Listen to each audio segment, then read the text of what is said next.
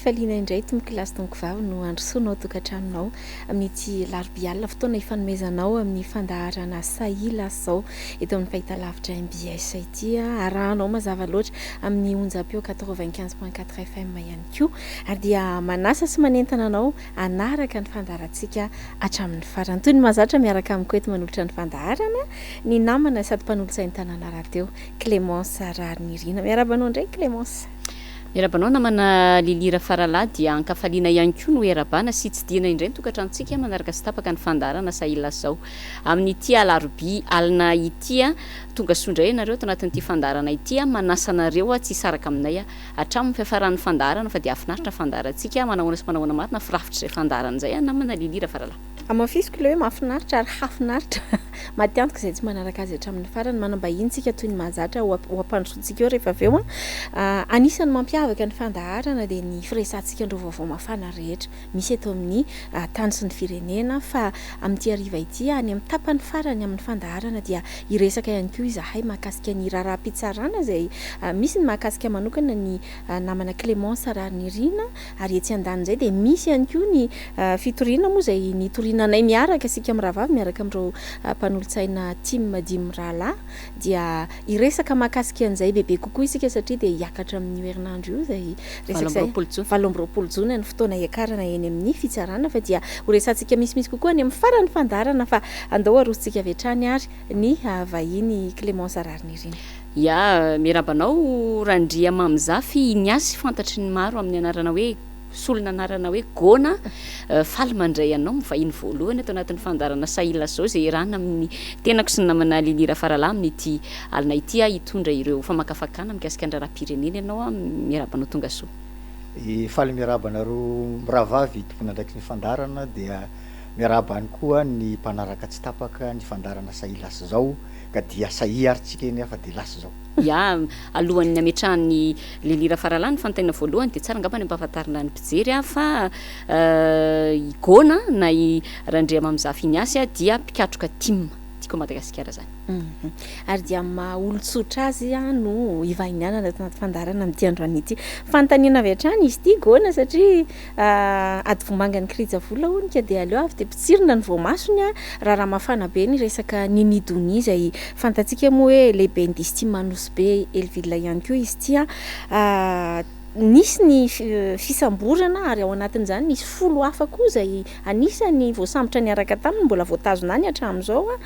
demokrasia ndradradradraina zao anefa ny zava-misy ahoana ny fahitanao an'ireny zavatra mitranga ireny gona. Misy zavatra anankiroa aloha zany ny tsara marina anatin'izy io voalohany amin'ny lafiny ara-politika iny dia présidente ny distima ny nosbe ary efa candidat solombavam-bahoaka tamin'ny anarany tiako Madagasikara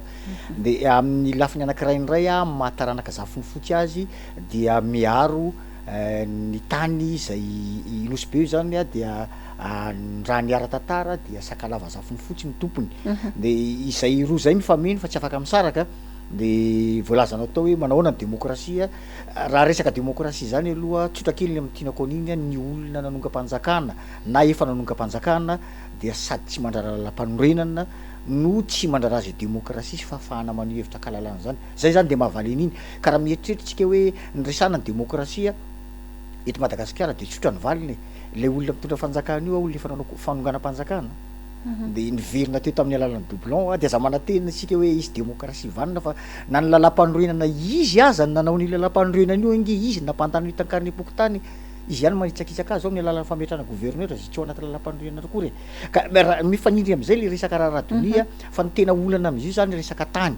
ary zay mampalahelo eto Madagasikara ny tompo-tany ray no mangatakatany fa ny vahiny mena ny tany io nosy be zany ny akamaroan'ny tany tao dia tany lasan'ny colon fa ny olana ary tia fait historique le izy raha mahatsapitsika hoe nipoaka mafy be io atany nanomboka 2009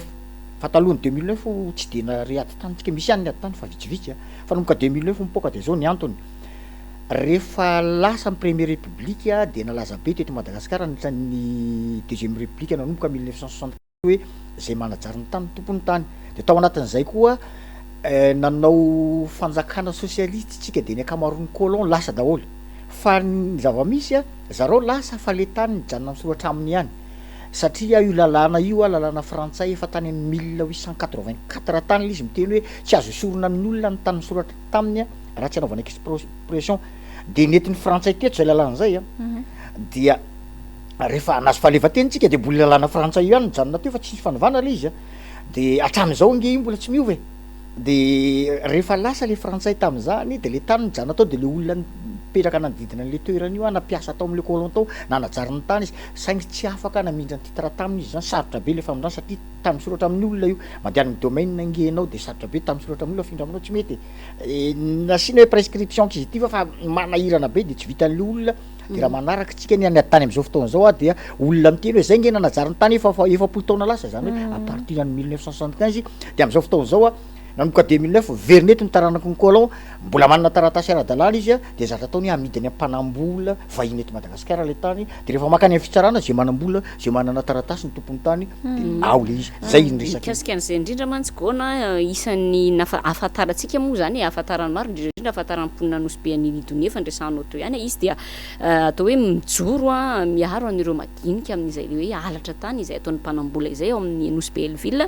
voandro vitsy anefa zay a de ny raha tsika nahita teto ny vaovao fa nisy ny fikaonandoha nasionaly mikasika ny resaka fananantany a mazava loatra moa zany fa isan'ny navohitra n'ireo mpandray anjara atao anatin'izany ity resaka olana ny ady tany ity a tsy mifanipaka ihany ve zany ny zava-misy a raha tarafina amin'izao mahazo an'iny dony izao hoe misy olona kosa mijoro miaro an'le malagasy a nefa samborina sy gadraina tena fanipaka tanteraka lizika ary zay ny lazako hoe ny fitondrana ankehitriny a de fitondrana manao zatra fototodika le fototodiky zany en contradiction tsy mifanaraka amin'ny zavatra teneny sy ataony ny zavatra misy zay de mahafehan'zay manao fikaonandomba niny hoe fananantany iny izy fa hatramin'izao oloa inona moa zany tena fikevitra ngeza be nivoaka tao de ny fikevitra ngeza be mbareko tao de hoe omena tany ho ajariana ny vahiny a 111 000 hectares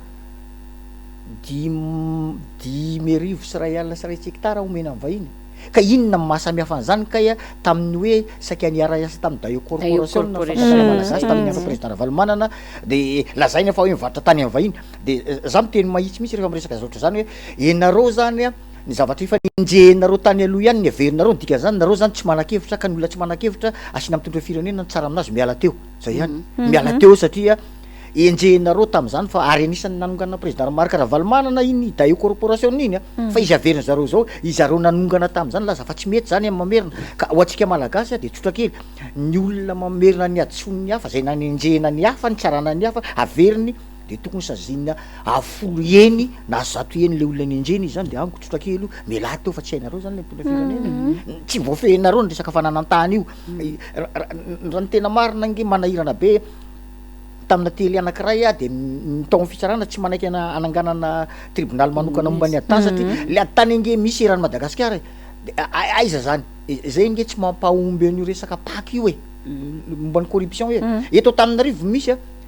fa misy corruption eran'ny Madagasikara de aiza no tsaraina le olona any Toliara ve zany manao corruption de tena Antananarivo tsaraina ka aiza zany ny foibe anaovana an'le tribunal ny aditany ka io koa raha voasina an'izay indray de hoe isaky ny tribunal zany de misy mpitsara manokana momba ny aditany apetraka atao fa le manokana momba ny aditany nge tompo raha vao atao fitsarana manokana de manana tombontso manokana reny mpitsara reny de ahoana ozy mpitsara hafa ry ataoko ohatra hoe zay avy any Moramanga zany de Moramanga zany misy mpitsara anankiray na roa mpitsara manokana momba ny aditany satria any zana be koa ny aditany de reo nge mahazo tombontso manokana tsy mahafona kolokolo zany satria izy rery manao azy zany vao mainka manana fahefana be nge izy zany anao an'iny tao tsy mahafona kolokolo zany ary ny kolikoly ny nany fanjakana ihany tena fo be ny kolikoly fa iza misy mpanao kolikoly tsy mahino manao kolikoly amin'ny privé nareo na raha ary ka ny fanjakana iady amin'ny kolikoly nefa izy tena mpanao kolikoly koa izy nefa tany io zay indrindra mantsy le hoe to mifanohatra am'izay lazaina foana le atao anisan'ny zavatra nokian'ny reto mpitondra am'izao fotoana zao reto fo nisy tany amin'ny fanoherana tsaroko tsara mihitsy a de resaka fanagadrana sy fanenjehana ny olona tsy mitovy hevitra nomena anarana mihitsy ara moa tam'izany ny filota am'izany fanakianana sy fanenjehana nataony zareo zany fa ny zava-misy am'izao de voenjika voandresahana teo zao de ao anatiny zany a etsy andanindray hatramin'ny mpanao Facebook any amin'ny tambazotra azy de tena mahita ny fonja rehefa mahoaka vaovao everina hoe manohitohina an'ireo olona milaza ho manana fahefana reo de misy hatra mifanohatra ihany etsy andany sendra hitako kely tamin'ny maraina ilay hoe justice pour Kevin tao valovolana sazy miantona no mahazo azy de lasa naovan'ny olona vazivazy ratsy hoe aza manimba zavatra manara-penitra ihany fa loza lavitra noho izany ny sazy ho anao gona tena fanovana tokoa ve zany tsy fanovana zany fa femorana ozy ny mpomba fanjakana tena mandeha vitesse TGV ozy le fitondrana ankehitriny de za manaky mandeha vitesse TGV nareo fa ny lalana lenareo mihemitra manao marsarera ary zany ange mahatonga ny rehefa mitondra tômôbily ianao de manao marsarera de mandeha moramora fa raha zany hoe midofotra de no izy manao marsarera nefa manao vitesse TGV de midofotra daholo io rehetra nareo ange raha mahita midofotra daholo ange le zavatra atao eto io midofotra makazy ny université midofotra mandeha ary amin'ny affaire étrangère midofotra ny jirama midofotra de lazainao fa ny fanamboarana inona izy nareo manara-penitra midofotra ka satria manao marsarera le sens andanany zany le direction andanany zany tsy mandroso ohatra hoe tsika zany zao raha mieritreritra ny olona hoe mandroso de makany avaratra fa izy nge mihemitra makany atsimo de izy mihemitra makany atsimo iny manao vitesse TGV nefa marsarera iny le lotobile mitodika avaratra ry fa izy mandre mihemitra makany de mandeha mafy be de midofotofotra zay daholo mahatonga ny olana rehetrarehetra io fa raha vao miresaka démocratie izy ianao te hoe hatramin'ny mpanao Facebook de voagadra misy anakiroa fantatro any ohatra hoe faneho-kevitra raha tamin'ny Facebook eny nampigadra amin'ny Béar Marcelin faneho-kevitra tany Facebook eny nampigadra amin'ny Berige reny anakiroa reny de tena faneho-kevitra tsotra anaty Facebook io fa lazaiko te hoe ny olona nanonga-panjakana hoa tsy mandrara zay démocratie zany ny olona nanonga-panjakana tsy manajalala-pandroina zany fa ny olona nanonga-panjakana de tsotra ihany ny azy de hoe amin'ny fomba ahoana ny janonana eto amin'ity fahefany ity amin'ny fomba rehetrarehetra ka zay rehetra mikitikitika sy milaza zavatra momba ny fahefana io de tsy maintsy voagatra tsy maintsy voagatra anisan'izany nareo roa zao de tratran'izany satria nareo milaza ary io tsy hoe le mpitondra farany ambony ihany fa hatrany ambany ihany io ka pomban'le fanjakana iny izy de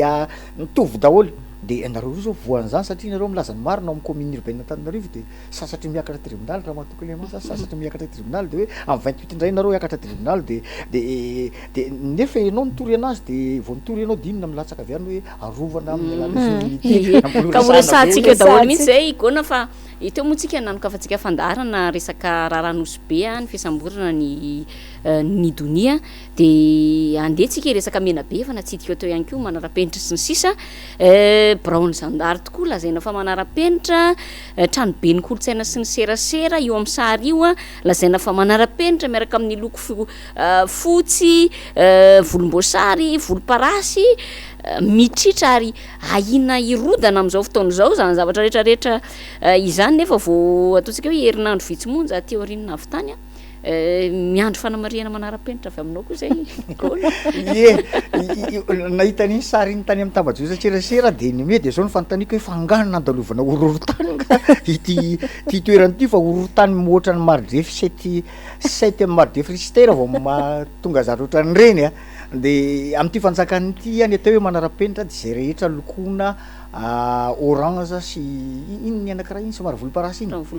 rehefa lokona ohatrany reny aminy atao hoe manara-penitra de anisan'ny fanontaniana apetrako foana io hoe fa mizara io reto inona le atao hoe manara-penitra ny fahazaoko ny atao manara-penitra zany ange misy norme international zany apetraka ka raha mijery ny tranomena be ntsika eny efa nisy naseo zay tsy haiko nakana zandarmy iny tadidiko le toerana de lazainy lehibe ny zandara mihitsy hoe tsy azo petrahany io ary tsy azo ampiasaina mihitsy nefa de lazainy hoe ka manara-penitra hono io de ohatran'io tsy mahamasina io aminay ny Moramanga misy kianja manara-penitra fa kianja manara-penitra tsisy tamboho tsisy seza tsisy ninonao tsisy pisy tao fakorofany io mbe sinery ka tsotra kely amin'ity fanjakany ity any atao hoe manara-penitra de zay rehetra lokona orange sy volomparasy zay zany amin'ny manara-penitra fa na ino namana anakiray avy any Degoako tamin'ny fandarana anakiray tamin'ny radio androany de izy hoe gagabe mihitsy aho izy nahita le hôpitaly io tomo ny hôpitaly manara-penitra fa maty ny jiro tsisy jiro ao de iny le manara-penitra de zavatra oatra zany ange le zavatra atao eto hoe de tazaina amin'izany le pomban'le fanjakana iny manara-penitra de efa zavatra efa tsy izy io mbola manara-penitra ihany ny resahany manahirana be le manara-penitra manahirana fa nitako manara-penitra aloha zao de manara-penitra tsara ny délestage any Jirama manara-penitra tsara ny fiakarana vidim-piainana manara-penitra tsara mihitsy ny reny de nitako manara-penitra reny ka reny manaraka fenitrako reny anga misy afaka miteny fa mangina daholo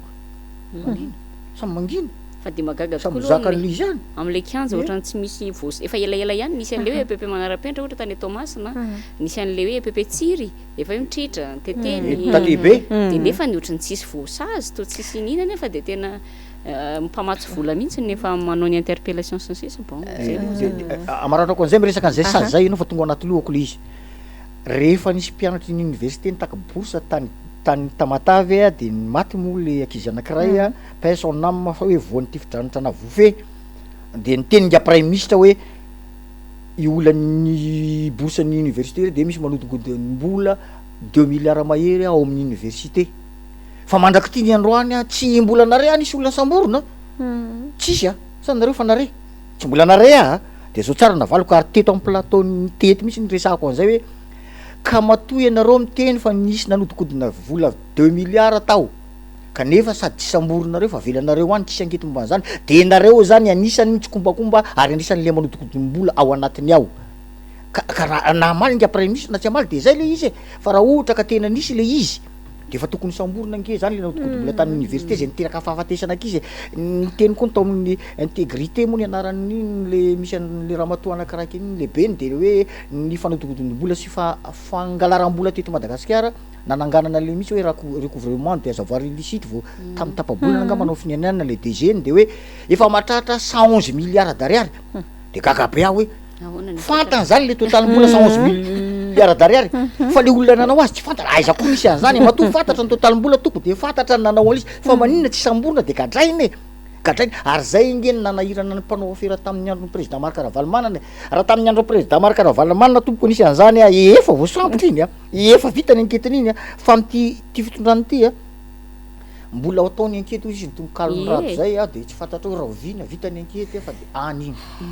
mitohy ny fanadiadina misokatra ny fanadiadina zay ho ny fomba nylazany rato azy misaotra anao logoana fa de manara-penitra tokoa le vanitena araka mifangatahany Clémence Rariny Rina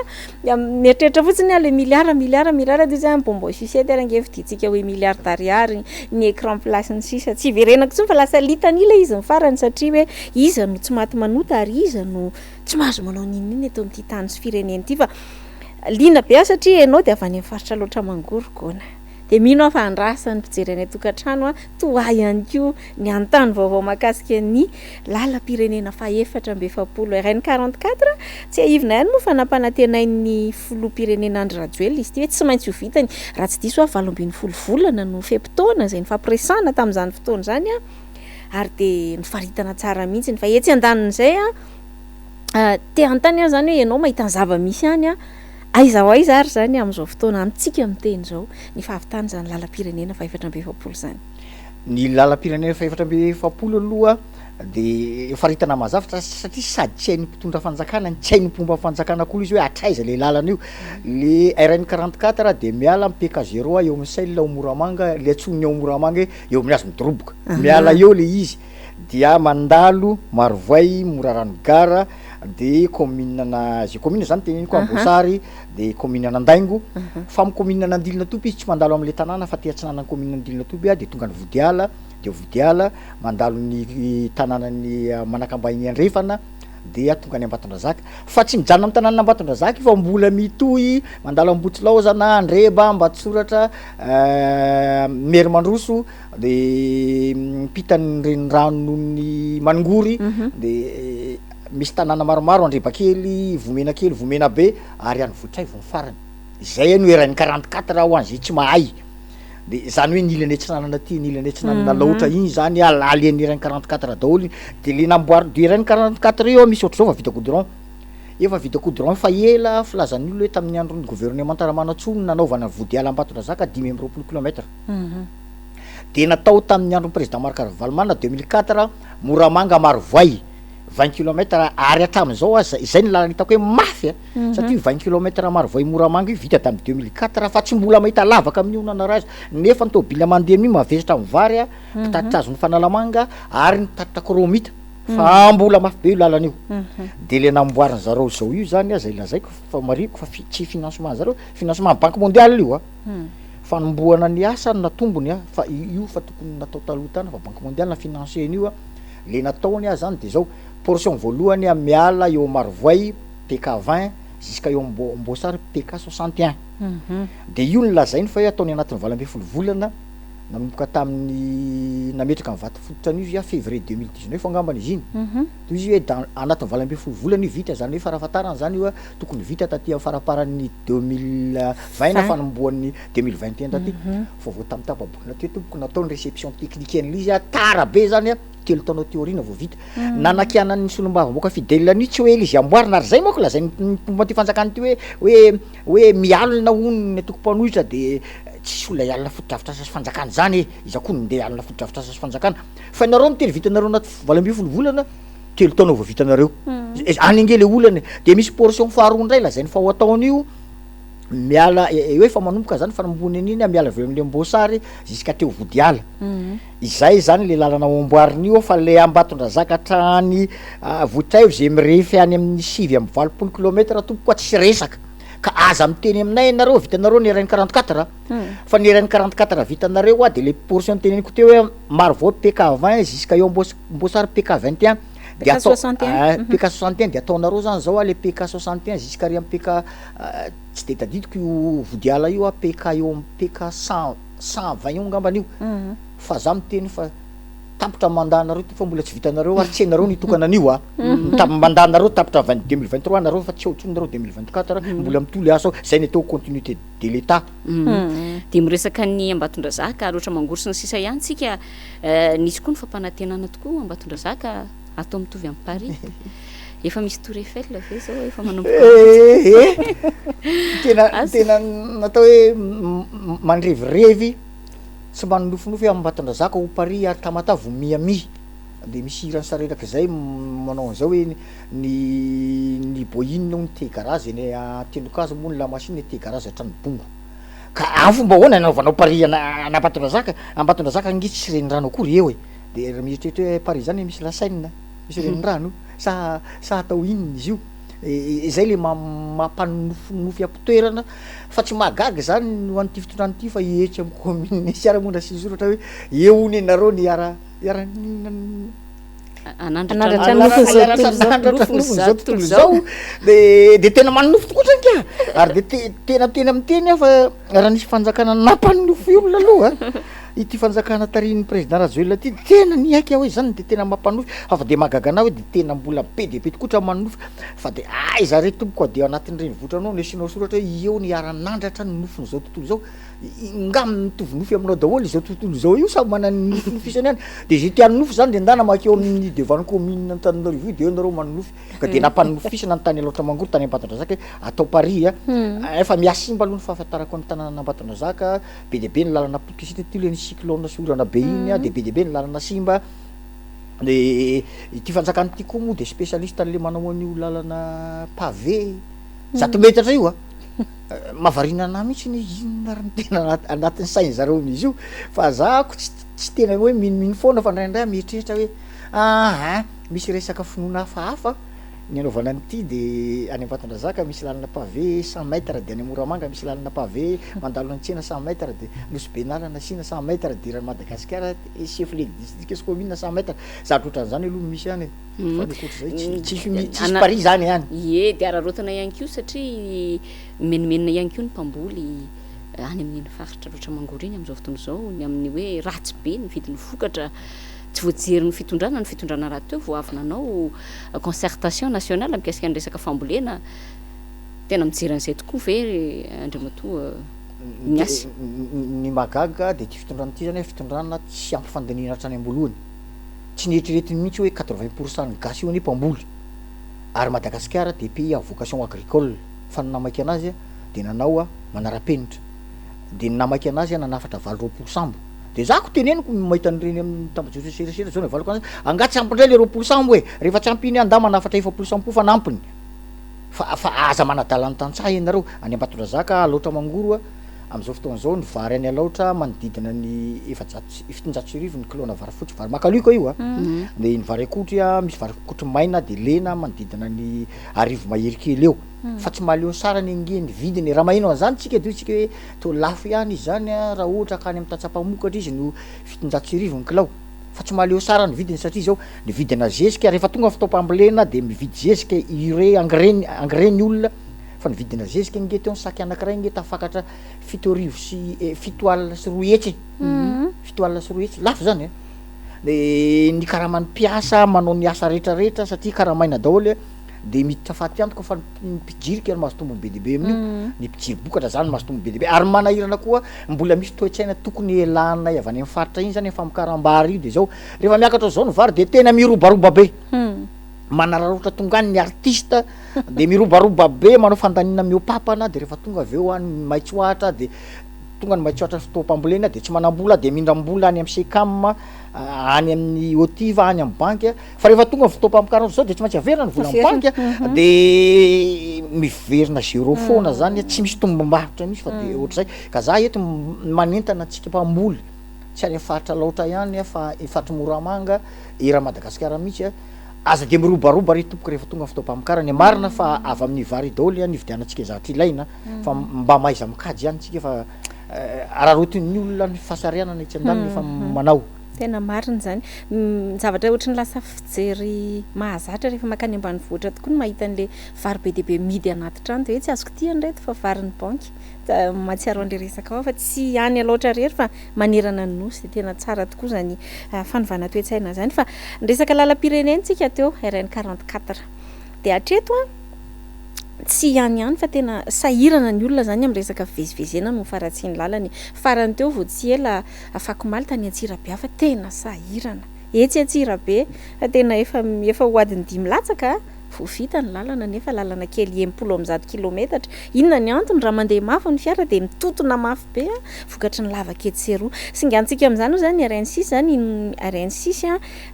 makany Diego iny eo ny RN2 makany Tomasina ny RN7 efa voandresahako teo akoatran'ireo ny lalana any amin'ny faritra mamokatra izay tena podika tanteraka amin'izao fotoana izao ny olana zany gona de zao ny eo tsy vita ny eo asesika ihany farany teo ary nyresahana amin'ny rahavavy tato anaty fandarana tamin'ny heriny hoe oeraoera be indray fety be indray ny fametrahana vato fehizoro izay raha tsy diso makasika ny lalam-pirenena faha 17 ilay malaza be ny lazaina hoe raha tsy vita io de tsy hanao politika tsony ny filoham-pirenena ankehitriny zao koa mbola nitenen'ny filoham-pirenena hoe izay rehetra ampanantena iny de tsy maintsy tanterahany rikona ahoana ny hevitra zay nampanantena iny de tsy maintsy tanterahany de andrasako zany aloha ho tanteraka Ambatondrazaka ho Paris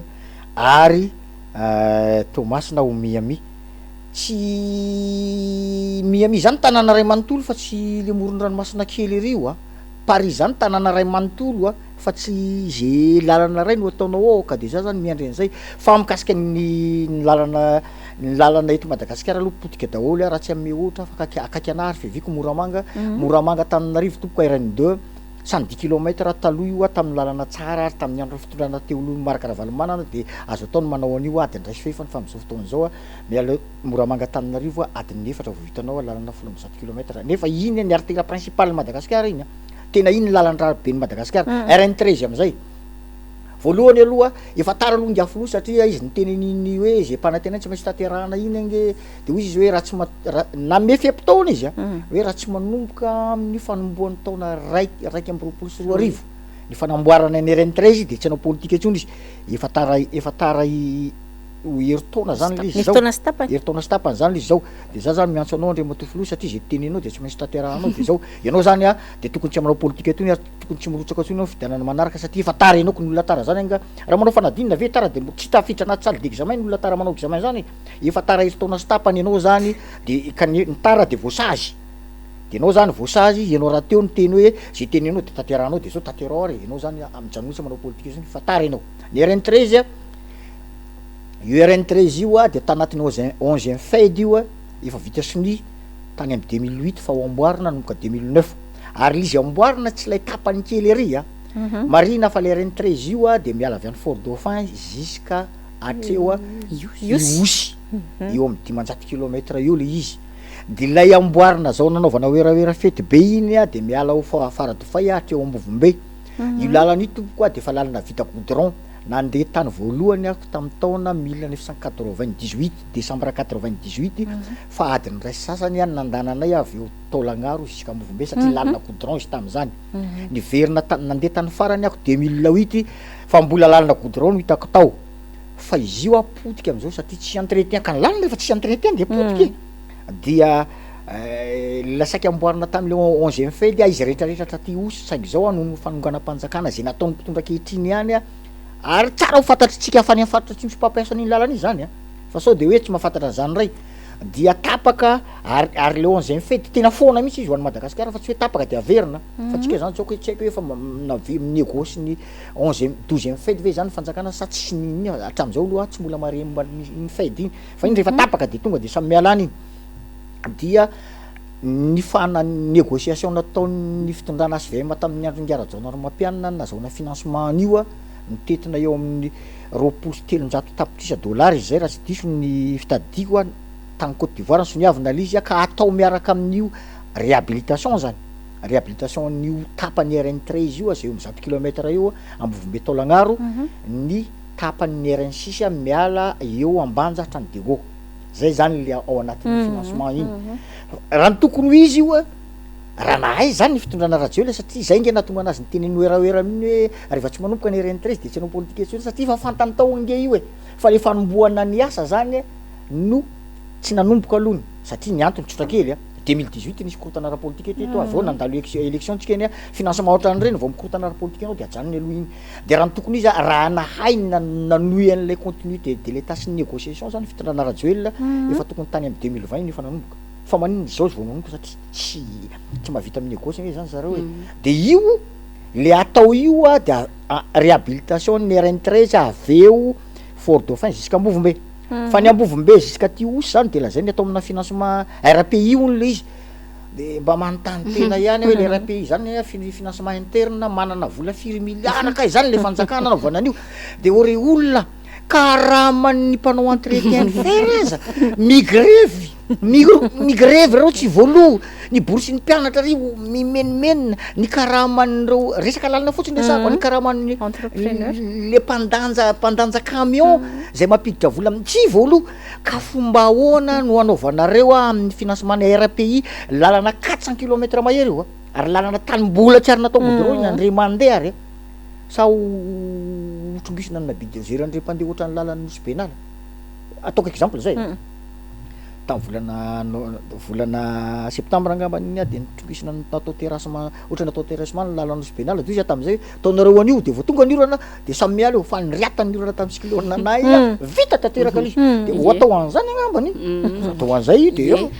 ivadika aloha hevitra hafa ndray sika gona olana goavana miteraka fahasiranao ny vahoaka malagasy am'izao fotoana zao ny resaka délestage fa natsidika eo kely teo ihany moa izy tia eo koa ny fahatapahan-drano izay matetika aloha rehefa miresaka ny olona de ohatran'le saikele délestage foana resana fa le rano koa etsy andaniny tena mampahory vahoaka de vao mainka miaratsy noho ny teo aloha ny zavatra misy hitantsika efa resahanao teo ihany koa zay a etsy andaniny nefa mivoaka eny mitambajotra tserasera ireo fandanina miopampana izay ataon'ny jirama resaka fanamboarana zaridaina andanina vola amina miliara ariary maromaro a dikan'izany ve zany hoe manaiky ve zany le vahoaka hatreto aloha matoa tsy miteny manoloana zany zavatra misy zany ny toetrany malagasy ary ty anisan'ny toetrany malagasy mampalahelo mihitsy iny fa vazany nanomena izy ty hoe toetranareo malagasy raha zavatra mikasika ny fiainanareo mivantana io a na anao délestage mandritra ny ray volana tsy mijanona am'toy eo izy io jirama tsy isy gasy andeha itaky an'izany andeha amin'ny arabe ry na hiakatra ray alina aza ny prix ny gazoil izy tsy gasy ny te hitaka an'izany fa raha va resaka politika de mamono teninareo mampalahelo ny zavatra ohatry zany fa toetratsika gasy zay délestage ny rano koa olany rano fa aminay eny vato eny nge zay eny misy quartier tsy mahazo rano raha tsy isan-kerinandro fa samy manginina ao de samy zakany tsy zakainy ao de varina ihany ako tamin'ny tambajotra tserasera izy anao de tamin'ny vaovao de navoaka fa hoe efa mandeha le machine fahatelo any andekaleka de sy tokony isy délestage tsony izy fa efa mandeha io fa zay tompoko androany maraina taninay teny vato teny de tonga ny délestage namoka tamin'ny 7 maraina ary tsy miverina raha sy tamin'ny 12 misy le délestage zany fa za fa mitapitaka eto de ny filazana ny rano tapaka moa tsy haiko iny de ina filazana ny rano tapaka fa de efa misy délestage na rano koa zany eto ary misy quartier be de be voany zany eto fa tsy miteny fa mbola zaka ihany ve izy ty de tena gaga tokotrany a fa mandeha tany Tambazotra serasera anatin'ny LFR na ny loi resantsika eo iny aveo de hoe misy mikasika jirama le izy a hoe omena subvention 500 milliards d'ariary ny jirama kanefa ny any jirama de manao fandanina tena variana mihitsy hoe misy tobona jirama 10 eto Antananarivo de anaovana fanadivana sy anaovana zaridaina andania vola 1 milliard 900 millions et quelque angamba izay a ariary fa tsy franc de misotro jus 3000 litres izy de hoe mandeha manao randonnée irany Madagasikara de misotro jus 1000 litres de gasoil de zao ny ataoko antsika eto Antananarivo izay zany fandanina ataon'ny jirama de andao resitsika no jerevana zany zaridaina ho ataony zany a de andao samiaka sary a hoe ty le zaridaina nataony a de mba hojerevana comparena fa tsika eny zany a de volana eto zany tena ny volamena ny jirama raha nyfahazoko anazy volana tokany ambaravarakely de tsy haiko iza zany le olona mahazo an'ilay marché anao an'izany zaridaina zany tena manontany tena hoe angamba zany zaridaina anaovana andanina amina milliard zany amitoy amy zaridaina izy moa zao zaridaina hitako tsara indrindra zaridaina manoloana ny tamy télévision natako an'iny aloha zaridaina manoloana ny Maison Blanche anisany tsara de mba hitako tany Paris de misy zaridaina manoloana ny hôtel des Invalides tsara tena tsara be de za zany mieritreritra hoe avita zaridaina ohatran'io zany jirama eto atoko fa ny délestage de mihinana ny délestage ihany ny vahoaka malagasy de samy manginy eto ny vidin'ny jiro arakaraka mampiale délestage miakatra ny vidin'le jiro de samitsika mieritry alaotsika elatsika am'izay le toetsaina hoe rehefa politika de latsika mamono tena fa alao zay mba miatra amitsika manokana re no jerevana mila manova toetsaina mihitsy zany tsika satria vahiny ho any teny anany zany ary zay ozy izy ny ararotiny mpitondra sy ararotiny vahiny mavoanareo ny gasy ihany ozy izy manana zay toetsaina zay hoe alao mihina kely eto zay manitsy na de tokony hihinana be ary izy de angalarin'ny olona le be de be tokony hoaniny de ozy izy hoe alao mihinana kely zay mandrofotsy kanefany be de be tokony hoaniny fa nangalarin'ny olona tsika zany a tokony hanana jiro tsy tapaka mihitsy fa tsy fantatra votsolondo izy tsika alao misy jiro kely ihany na misy délestage ary alao mba misy rano ndre mandeha isan-kerinandro fa le tsy misy mihitsy manahirana be vezafady kely lilira varalava ohatrany tsaroko tampoka le resaka zaridaina tokoa satria ny ao amin'ny commune manao zaridaina 2 milliards d'ariary ny ao amin'ny jirama manao zaridaina 5 milliards d'ariary izy teo sa ohatriny izy teo ohatrany tindro zareo mihitsy le zaridaina efa angamo amin'ny commune io tsatsanokangela tsy manana olona hoe mpiasa manao zaridaina zany manana ny commune ka manina mbola manana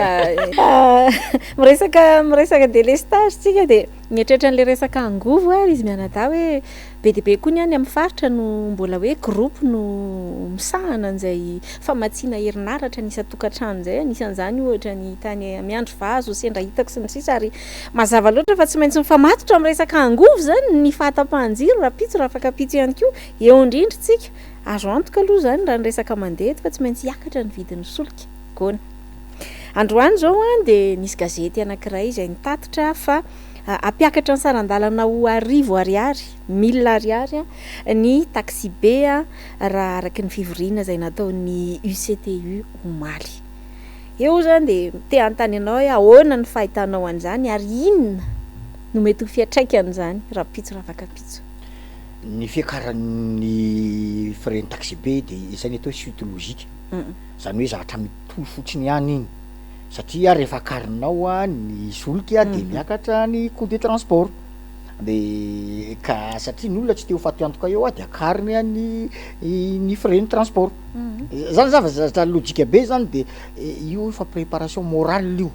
manana milo zany ny olona hoe miakatra io ary io de tsy fahaizan'ny mpitondra mijery lavitra fa ny fitondram-panjakana ty moa zany manao fitondram-panjakana pilotage à vue izy ny sasany de indraindray koa manao fitondram-panjakana miaina amin'ny Facebook zavatra teny olona Facebook iny andresa fanapahan-kevitra fa rehefa nisy ange ny Covid ny hena tany ambany $10 nge ny inona moa ty ny baril pétrole de zavatra nisy teto de hoe alao am'izao hoe tsy hovaina le prix a mba ahafahana mandony alaina amin'iny elanelany iny zany a ny trosana anany pétrolier aty amin'ny fanjakana fa ny magaga nefa ny am'izao fotoana zao to mbola ananany pétrolier trosa hatrany amin'ny 200 milliards d'ariary ihany ny fanjakana de nandeha hatramin'ny tsiosiondresaka hoe hiala tsy anao fandrarana amin'ny pétrolier tsony any compagnie galana satria hoe misy manky hatramin'ny trésorerie no ny tsy volon'ny fanjakana ny volany de za zany manontany tena hoe le trosan'le mpandraranotsoloka amin'ny fanjakana iny zany trosa avy amin'inona aloha fa raha ny fandiniako tokony fanjakana ny manana trosa any amin'ny compagnie pétrolier satria ny compagnie pétrolier nge mandoa taxe aty amin'ny fanjakana e mandoko taxe amin'ny fanjakana fa inona zany a le ataon'ny fanjakana no ananan'le pétrolier trosa be deabe ny ray izy fanjakana de raha mandinika an'izay zavatra zay a de za mino hoe ty fampiasana carburant de sec carburant na carte carburant ty zany ka tsy voaloha fa ngamo izy rehetra efa anatin'ny teti-bola mpanjakana any mampanontany tena nge za zao nareo to tsy mahazo fa nefa ny namanareo mahazo fitantana namanao ona re zany hoe mitovy ihany ny asa ataon'le olona ao a de retsy omena de retsy omena na hoe le manao bebe kokoa mihitsy ny tsy omena zay mihitsy manahirana be a ka io viditsoloka io a sarotra efa manomboka tsy voafe io ary rehefa tsy voafe ny soloka efa tsy maintsy miakatra io a de efa mieritreritra de zao zany tsika voaka malagasy fa manonga miaraka hatramin'iny daholy aho iretraretraretraretraretraretra io de eto amitsika ny manahirana be ihany mieritreritra ny te hoe énergie ty satria ao ny soloka mavesatra ny tsimororo to hoe azo ampiasaina mila ny jirama fa tsy haiko inona ny tsy ampiasana anazy atao inonao le izy de ao zany miangona fotsiny ao de mifandraiky am'le jirama ihany tsy haiko na efa mba interconnecté anao Antananarivo letsy be vomanga fa to efa vita lay tohadrano mamokatra herinaratra eo fa mbola miaina misoloka ihany to tamin'ny andron'ny filoradona Ramalena sy VM to nisy raiky amby 20 hectare no tany azo lava azahoana jiro tamin'ny alalan'ny Hermasoandro fa tsy haiko na mba efa interconnecté ohatran'izany koa ny taria sanivotry to fa vita fa ny manerana am'ty fanjakany ty moako ny azy tsy nataony zareo de tsy mety izy ny ampiasa azy ary ohatra ny aéroport ny vady de efa nanahirana mihitsy vao nampiasaina ohatra ny etsy ambombanamboly etsy nisy an'le gare routière fisandrantana fa tonongotana hatramin'le soratra fa de tsy ampiasaina any Antsohidy de misy gare routière tsara be nataon'ny fitondrana SVM fa de tsy ampiasainy ty fitondrany ty mihitsy ary ny député tany ary de nanao vavabe hoe tsisy raha ritsika an'iny na feno fako ary fa itsika mahavita manao nefa de le gare routière ao anaty fotaka de miresaka vavabe tokoa ianao gona ny mpitondra kehitriny a ny Florandra Rajoelina miaraka am'mpanaradia azy dia nanakiana ny mpitondra teo aloha ny amin'ny hoe am'ty resaka hoe fivavahana ty zany nefa ny zavatra misy am'izao fotoana zao zany zao a tsaroantsika aloha voalohany indrindra nisy an'ilay fitaoam-pivavahana natao teny Mahamasina tamin'ny fotoana mbola maire izy tamin'izany fotoana nisalotra akanjo fotsy daholo izy sy ireo mpanatrika ny fitaoam-pivavahana tamin'izany fotoana zany teo amin'ny kianja mitafo Mahamasina hoe fitaoam-pivavahana ho fangataham-pitaina ny firenena akanjo ny zavatra nisy fotoana fohy taoriana n'iny a fanonganam-panjakana nisy a raha latsaka nisy avy eo indray a farany teo indray zao tao anatin'ity fitantanana ny fireneny ty a nisy an'ilay fitaoam-pivavahana ihany koa natao tetsy amin'ny kianja tery amin'ny palais des sports a de nandohalika ny vavaka ny filoham-pirenena tao anatin'izany fitaoam-pivavahana izany zany entina anehoana zany fa de tena hoe manankim-po amin'Andriamanitra zao filoham-pirenena ny tantana ny firenena izao a de vao maly tery amin'ny Mahamasina moa zany tsy nomaly fa vao tamin'ny alahady lasa teo a dia salorana foana moa zany ty le akanjo fotsy ty e ary nolarona 10 mirindra mihitsy ny zavatra nisy teny Mahamasina tamin'ny andro alahady io a tamin'ny alala ny antsapiderana no lazaina sy no dradradradraina fa de hoe fametrahana eo am-pelatanan'Andriamanitra ny fanamariana ny 12 taona ny iverenany fahaleovatenany Madagasikara kanjo ny zavatra hita zany a rehefa nandeha zany ny zavatra nitranga teny Mahamasina de lasa mivadika fitsofan-drano ny filoham-pirenena araka ny sary izay miparitaka be zany any am'tambajotra tserasera am'izao fotoana izao a mitsangana ny filoha de hoe tsofo-rano ny filoha zany ny zavatra nisy teny Mahamasina tsara resantsika tao anatin'ny fandaharana zany gona de hoe inona daholo ka ireny rehetrarehetra za manokana mihitsy resako an'ity za kristianina katolika fa zahako a tsy ekeny saiko mihitsy ny fampifangaronana ny politika sy ny fivavahana za koa rehefa mivavaka de mifoko no miteny fa rehefa manao politika koa am'resaka raharam-pirenena de saiko no mandinika sy miteny amiko zany zavatra roa samihafa zany kanefany ny tantara tany de ny fanindran-dalana ary tsy afaka ny saraka mihitsiny ny fivavahana sy ny politika ary ny mpitondra fivavahana sy ny mpanao politika de ny fanindran-dalana teo foana tokony fameno izy io fa tsy fanipaka le miresaka an'le akanjo fotsy nareo de nozy ny obolambazao hoe labine feu pas le moine sy ny akanjonao zany no ilazananao hoe ianao mopera sa masera sa pasteur ianao fa ny ataonao de tam'latikotrany de hoe anao rindrakira raha-pilazantsara ngeza be ho fangataham-pitahina ho an'ny tanindrazana ao akatiky ny fankalazana ny faharoa amben'polo taona fahalevatena za manontany tena i Madagasikara ve ny angatahana amin'Andriamanitra inona Madagasikara no angatahana amin'Andriamanitra i Madagasikara tany i Madagasikara vao tamin'ny foronan'ny tany de efa nomen'Andriamanitra anazy daholo ny volamena vato safira hatramina petrole misy eto Madagasikara re ny tany anankiray tsy mba misy biby misy pozina mahafaty bibilava mahafaty feno karazana bibilava eto fa ny bibilava eto tsy mahafaty tsy namanakitra tsy mahafaty eto Madagasikara rery no misy biby tsy mihinana biby ohatrany hoe liona ohatran'ireny tsy mihinana olona fa ny voay ny mihinana olona anaty rano any iny ity Madagasikara ty zany nefa nataon'Andriamanitra paradisa kely mihitsy karaha angataky indray tsika eo ny Madagasikara de tsika zany eritreritry hoe andao angataka ao ny Madagasikara avy amin'Andriamanitra hoe mena volamena andre Madagasikara tsisy Andriamanitra mea zany tsony eo efa nomeny iny fa rehefa mangataka ny fivavahana de mangataka ho an'ny olona ny olona nge zany ny olona zany ny angatahany ka izaho zany tena miteny mihitsy hoe hafahafa be iny hoe nanao rindrakira goavana be ho fangatahampitahina ho an'ny Madagasikara i Madagasikara tsy misy alony fa misy ohatran'izao hoe tsy misy territoire sans population zany fa misy population tsy manana territoire zany hoe tsy misy zany tany anankiray territoire anankiray na pays anankiray na nation anankiray tany kanefa tsy misy olona tsisy an'zany fa misy population olona fa tsy manana tany de raha angataka ho an'le tany ianao de le olona zany tokony anao zay zany fa adisona tao anatiny tao tokony rehefa manao fivavahana zany de hoe tsy anao fangataham-pitahina ho an'ny tanindrazana fa anao fangataham-pitahina ho an'ny vahoaka malagasy satria tsy misy Madagasikara rehefa tsisy vahoaka malagasy eto tsisy ilanan'zany Madagasikara zany rehefa tsy misy vahoaka malagasy eto ka angataka amin'Andriamanitra sikany dia mangataha ho an'ny vahoaka malagasy fa nandritra le fitaom-pivavahana teo zany anaraka ny tamy tele de hitako tany tsotra serasera fa tsy naheny mihitsy elako tsiny raha diso fiheno na tsy nare raha hoe nisy tsy naheny mihitsy nisy nivavaka atao hoe mangataka ho an'ny vahoaka malagasy tsy nare an'zany tsy nare fa itsio ara-diso fa ny hitako dia nangataka sy nanao tsodrano ho an'ny filohan'ny republika hoe mba ela amin'ny fanapahana hony ary miteraka resa be any anaty Facebook misy le zavatra de amiko zany reny ohatrany hoe famitahana olona ihany hoe hay ve zany le izy natsona ny olona fa rehefa tonga eo de manao tsodrano ho an'le filohan'ny republika no atao kanefa le filohan'ny republika rehefa nanao finianianana tsy nety nanao finianianana tamin'ny baiboly fa tonga de tany manahirana ihany lay fivavahana eto Madagasikara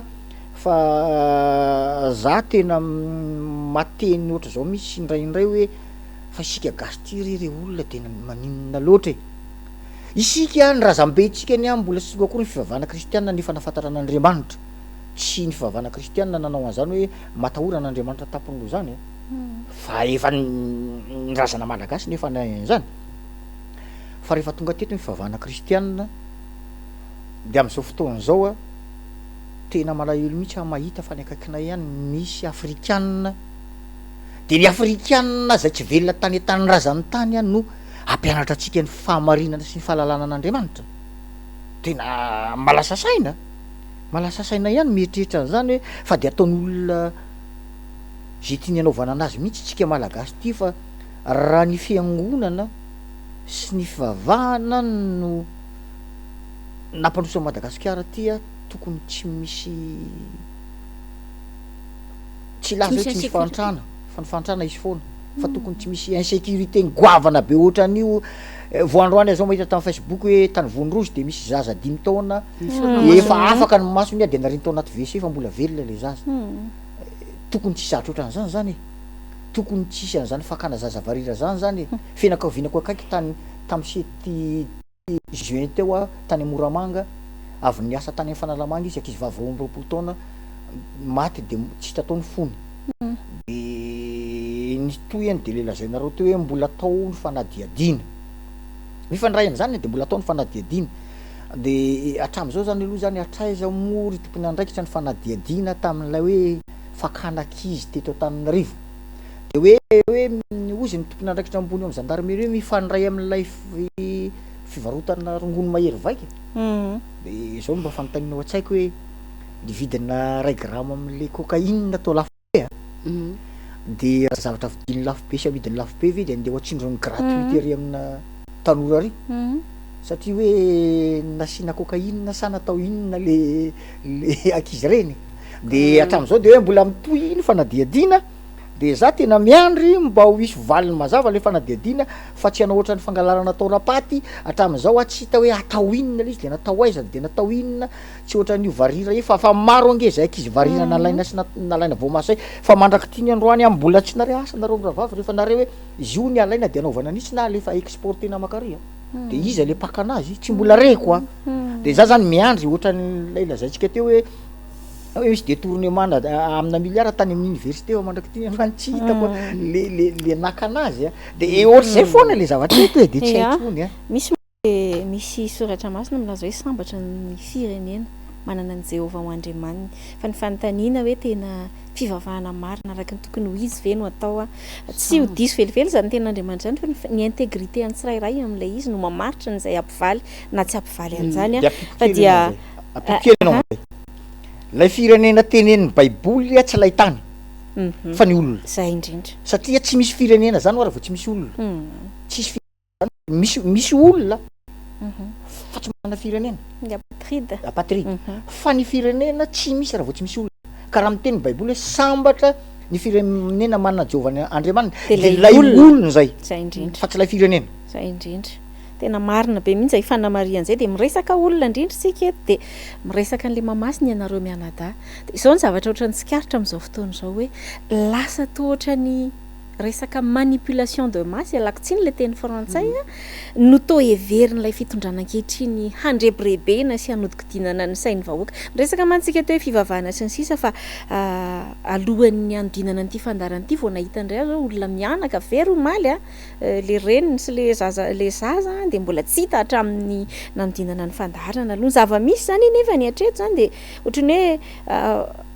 hoe ny ilazako anazy diversion family viliana saina ny tena anaovana an'le manipulation de masse satria tena mba tsy fantohan'ny olona tsy fetezana misy ataon'ny fitondrana izay mirahavavy teto nisy fotoana émission telo efatra dimony sesy misy scandale foana ataon'le fitondram-panjakana farany teo zao raha ho an'ny mpanara-baovao de mahafantatra tsara fa nisy koa nge ny resaka disadisa teo amin'ny ministra Ranjatoelina Siramatoa Rinara Kotomange tsy azo ditsity zany ary am'izao indray de malaza be zany resaka fanavakavahana fiaviana eo ny resaka ministra Ndrarambahiny ary eo indrindra nefa fanambanana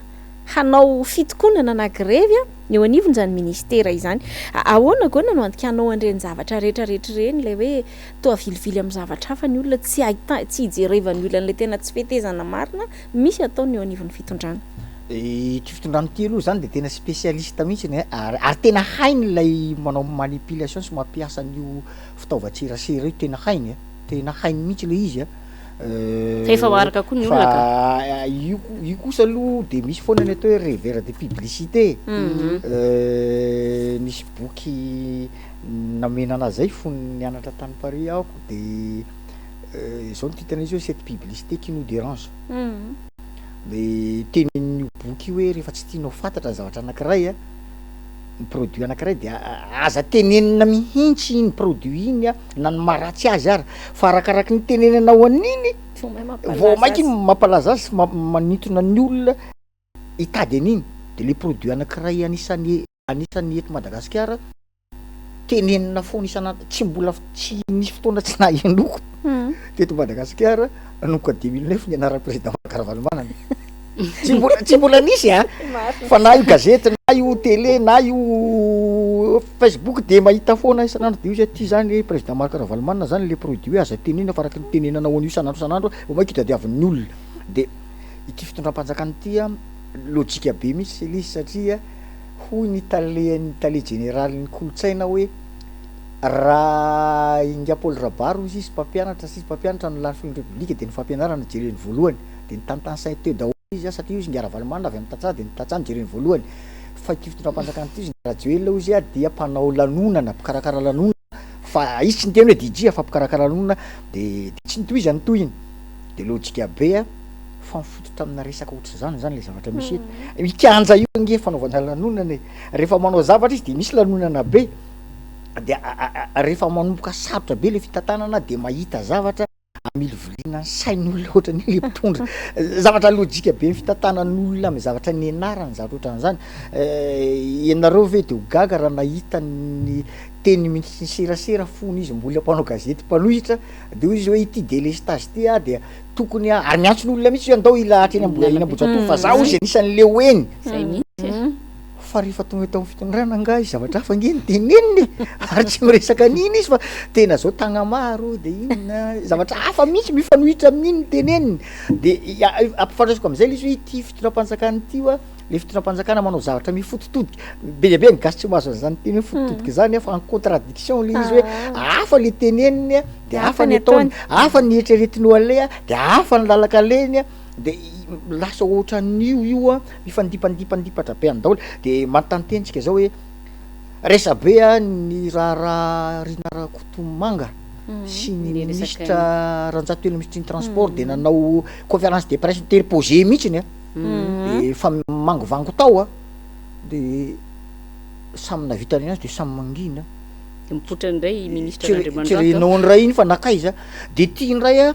tsy mbola hitako misy tamin'ny tantarany analina république eran-tany zany hoe ministère naramba zany manao menace tokony ampiasa ho aminy ao 12 taona na zao no falevateny Madagasikara mbola tsy narea république ny efatra mifandimby teto régime manao olona nanomboka tamin'ny président Tsiranana régime Tsiranana Ramanatsoa Ratsiraka Zafy Albert de miverina Ratsiraka Ravalomanana de Tete Zamita de Erajonaramapiana fa nisy régime tapatapany ihany koa tao a Ngaratsiro ona ny intérim fa tsy mbola naheno an'izany hoe mpiasan'ny affaires étrangères manao menasy grève zany a de ao moa hoe resaka raha nita ny fampalamba avao de hoe resaka fanavaka vampiaviana zay zava-dozy zany de fa zareo koa mitaky hoe mba hisy rotation ny personnel sy ny tombotsoany ka de asa raha itoko io na ahoana koa io de ozy ny gasy hoe ty zany efa maneno sahoana mihitsy fa misy menasy nefa mitokona moa de mitokona any a tsy aizy vahaolana ohatra ny CCS satria zahako anisan'ny mampianatra amin'ny ambaratonga ambony any any Fatry Mazingany angamba reraka angamba ry zala tamin'ny CCS na nahoana de nde hiverina mpianatra izy sa hojerevana aloha le tompotsy ny mpianatra de vao ndray manohy fa maneno sahoana daholo ndrisa rehetra maneno sahoana daholo tsy hainao tsony hoe oentina makaizy ty fireneny ty za miantso anareo mpitondra ataovy mazava ny lalany hitondranareo n'le firenena fa fanina amin'ny ankapobeny le malagasy fa rehefa fanina io gasy io a ahodikodinao izy ahodikodinao izy ahodikodinao izy rehefa fanina izy de any aminao izy menjero tsy nazava ohatr'izay ve gona mbola zava efa taona sisa rehefa ahodikodinao mafy ny olona na zavatra anankiray de any aminao ihany iny menjera andrama ahodikodina zazakely ahodikodiny mafy aminao fa rehefa menjera izy any aminao fa tsy menjera ny tany hafana iny ndresaka le fidinana teo ianao le hoe teny ministre serasera foinjy mbola tany anatin'ny fanoherana moa zany de mampatsiary kely fa iresantsika rehefa aveo ihany hoe ny tenanay zao nidina andalam-be mba nresaka momba ny hoe tsy mety kosa le fitantanana tanàna efa tsy rara ntsony inona moa naza nefa zy de samborona zandary indiana zandary bobaka be zay zavatra nisy tsezatsatra kely ino fa hiditra am'resaka LFR tsika raha teto mbola fanjakana sy mpanitsina gona araka ny fantatra de 2 andro monja zany nomenan'ireo député andiniana indray an'ity LFR ity raha ohatra ka hoe 3 andro voafaritry ny lalàna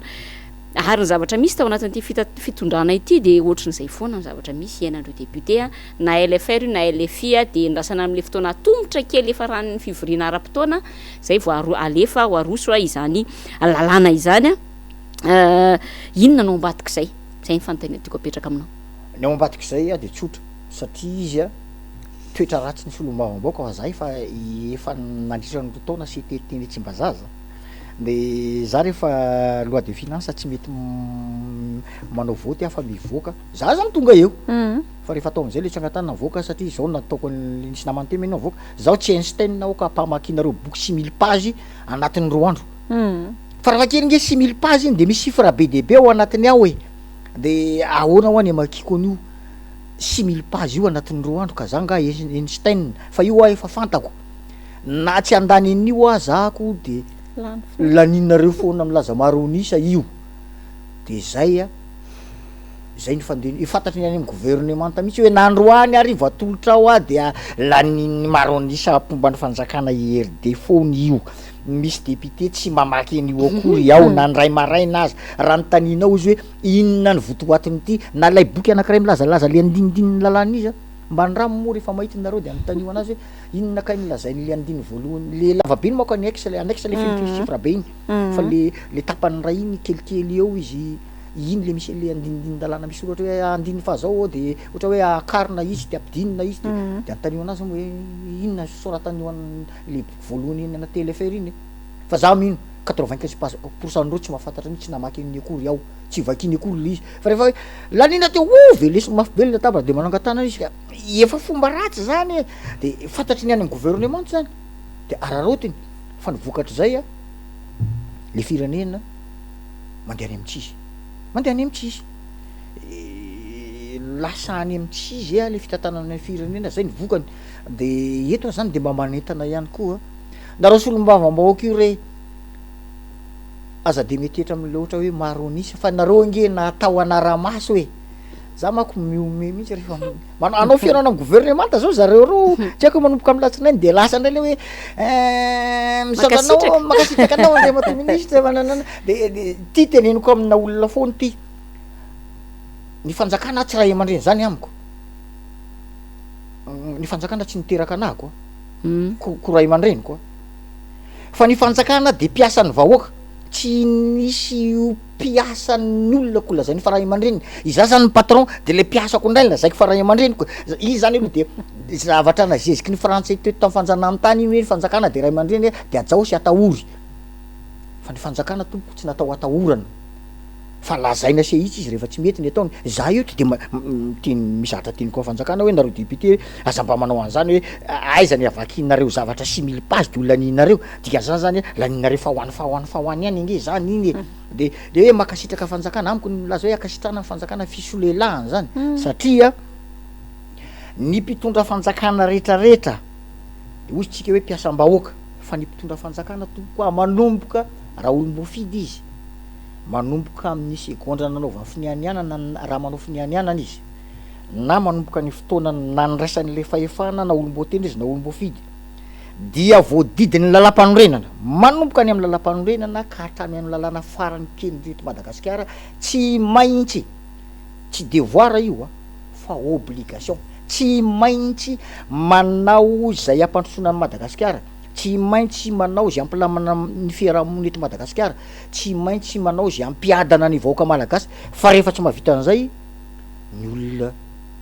tsy mahavita ny andraiky ny araky ny lalàna dininy any anaovana azy miala na sazina mandika lalàna nge zany le olona rehefa tsy mahavita an'izay satria voadidiny lalàna hoa zany fa tsy hoe ka nanao ny RN 44 le mpitondra fanjakana de merci président de mitondra makasitraka ny fanjakana asany obligation ny tompoko obligé izy manao an'io tsy maintsy izy manao an'io fa tsy hoe sitrapony tianao an'io karaha sitrapony tsy tokony miala teo zany zay ny lazako hoe ny fanjakana tsy fisaotra fa fibedesana rehefa tsy mety ny ataony ie fanamariana fotsiny angambany satria miresaka solombavam-bahoaka mantsy gona ny solombavam-bahoaka tiama kosa na izany na tsy zany raha na de roa andro aza no mena ny député zany andinian'io de miezaka ihany manazava ny saim-bahoaka ary ao anatin'ireny fandarana miara-manonja ireny fa tsy ndrehetra moa zany araka ny teninao teo fa misy kosa zany le député mba miezaka ary zay no ny akasitrahana ny député anivon'ny tsara be le izy manazava an'io any saim-bahoaka mba hofantatry ny vahoaka tsara be fa zao ekena le fanazavany mahatonga saina ny vahoaka mba ho atonga saina ny vahoaka fa le vahoaka firy koa moa zany aloha zao mba mahay manaraka an'ireny fa le zavatra ry ange mandeha foana le fandanina ry nge andeha foana tsy maintsy olona any zany zao 500 milliards d'ariary omena ny jirama kanefa ny jirama de mandany 1 milliard 900 millions d'ariary anaovana zaridaina le zaridaina mbola tsy tiako hatramin'izao nefa ny jirama ny vahoaka mbola maty ny délestage any ato any ange le tsy mety any ange le tsy mety io loi de finance io ange azo lazaina afaka manao zany ange député ty kosa ranka tsy mety esorotany ty ty kosa ranka tsy mety esorotany ty zay nge le fanotsina tao anatiny ao fa io lanitsy sy mpanitsina za tam'za se teo lalàna ray zay voatohitray mouvance-ravalamanana tam'zany de la hoe raha zay nitadiko tao anatiny de hoe raha mirotsaka fidina ny folohan'ny tetezamita de izy manolo azy ilalàna io mandika lalam-pandroina fa resinay zareo tam'zany fa koatran'io azy lalàna tonga tao lanitsy nisy mitondra fanitriny anao fa ia de nefarany de za jereko fotony ity lanitsy nisy mpanitsina zay foana ka io moa zany misy an'lay firenena tao an'zany misy fiteny frantsay zay mampieritreritra ihany le hoe l'exemple vient d'en haut de variana be mihaino an'le resaka rehetrarehetra zany inge tsy hoe any anivon'ny fahefana mpanatanteraka sy mpanao lalàna ihany fa hatrany anivon'ny commune de ilay resaka ray aman-dreny teo mantsy ny tena nanaitra be ana fa tena tsy lay any amin'ny anteny mieriny tonga ao tsaiko fa ny sary misy atsy amin'ny lapan'ny tanàna iainanay satria lay fanaovana éloge na fandokafana sy fitorahana voninkazo ny mpanatanteraka de tena mandeha amin'ny taonina ao aminay ao tsy zay miravavy manao azy mazava loatra ny tiako lazaina hoe ianao lay rafitra tokony hanara-maso napetraka ny lalàna anara-maso izay zavatra tsy mety ataondreo mpanatanteraka ireo no lasa manao bravo amin'ny zavatra rehetra atao ka aiza moa de mifampitohy amin'izay mihitsy ny zavatra ho resahako manaraka hoe mahagaga fa de le fahefana mpanara-maso tohanay zao mpanolo-tsainy zay miravavy sady manolotra amin'ny fandarana fa de le olona tokony ho arahanay maso indray tompoko no omena n'ilay atao hoe immunité amin'izao fotoana zao lay fanomezana immunité ny be ny tanàna no asiako resaka eto tena mampieritreritra le izy ny KMF Knoé sy ny mpahay lalàna ary ny mpanao politika maro aloha hatreto zany efa ntsikerany ty tolo-dalàna zay ny olona niny teo anivon'ny député ty te antany ianao satria tena hitako hoe mifanohatra amin'ny lojika ny zavatra tokony ho izy mantsy zany zavatra any raha iteny zao misy zavatra tsy mety ny resaka 2.1 milliard ohatra zay sy namana Clémence Raharnirina zay fa misy raha teo amin'ny fitoriana napetrany mahakasika ny zavatra be de be misy pejy 3.0 lay fitoriana zay napetraka de hoy hoe izahay zany zao de lasa inona re zany ilazako anazy tsy tahiteny le teny frantsay fa tsy misy dikany tsony satria izahay natao anara-maso nefa zay raha vao mitory de arovan'ilay immunité lay be ny tanàna zay manao zavatra tena tsy voatery ety ary tena mahita an'izany ny mampalay aloha de zao ny mpanolo-tsaina tena masamijoro iresaka an'izay moa zay rehefa marana amin'ny fandarana na de fa lasalasa ny fotoana hoe lay tena mijoro manao ny anjara ndraiky ny eto amin'ny firenena ny voasazy fa ny olona manao zavatra mifanohatra amin'ny tokony ataony no omena vahana ahoana ny fahitanao an'izay andriamatoa Gona eka zay le lazaiko hoe mifototodika daholo aloha le zavatra ataoko ny lalam-panorenana de mametraka sy mamaritra hoe miasan'ny solombavam-bahoaka de mpanara-maso zany mpanara-maso zany nge mikritike jery ianao zany ty tsy mety tsisy dika ny anarana maso zavatra anankiray rehefa raha ohatra ka tsy miteny ianao hoe ty misy tsy mety ao anatiny ao tsy dikany zany ny anaovana audit tsy anagadra fotsiny fa anitsiana ny anjara mpanara-maso zany de manitsy satria impitondra io tsy ho araka vita zavatra mety daholo fa tsy maintsy misy zavatra tsy mety de manitsy izy ary ny mpanara-maso any tokony omenany l'immunité satria izy zany ny atahorana satria izy anara-maso zany izy de tsy maintsy hiteny izy de tsy maintsy arovana izy zany amin'ny zavatra ataony iny fa io zavatra atao io teny tokany ny lazako anazy hoe mampitombony tsy maty manota sy mpanodikodim-bolam-panjakana satria tsy nisy olom-bavam-bahoaka nge tsy afaka anodikodim-bolam-panjakana raha tsy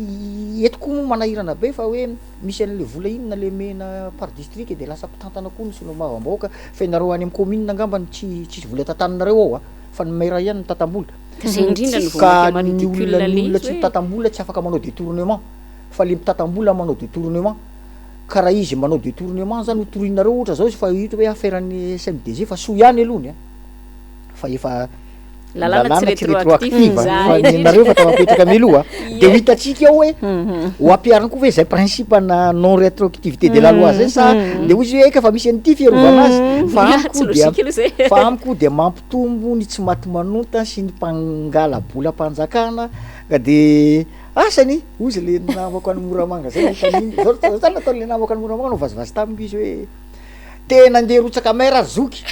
ary ataoko zay fomba alany ana fa ahoana hoa ka tsisy managadra anaty fo zany hoe nangalatra ohatriny na nangalatra ohatriny hitanareo am'zany any ange ny andraisan'ny olona